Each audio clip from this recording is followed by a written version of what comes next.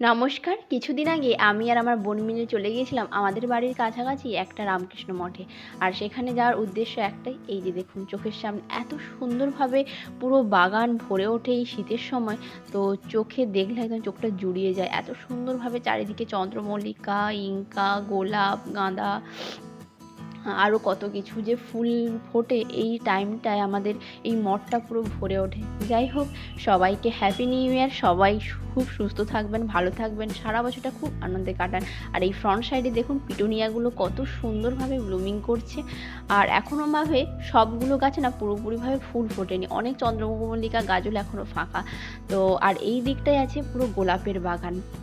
তো কত ধরনের যে গোলাপের ভ্যারাইটি কি বলবো। তো এটাও খুব সুন্দর। আর এইদিকে দেখুন পুরো একটা বাগান জুড়ে শুধু ইঙ্কা আর ইঙ্কা।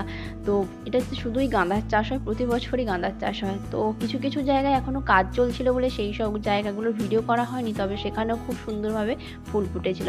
তারপরে যাওয়ার পথ ধরলাম, আর যখন আসার সময় যখন চন্দ্রমল্লিকা দিয়ে শুরু করেছিলাম, তো যাওয়ার সময় চন্দ্রমল্লিকা দিয়েই শেষ করি।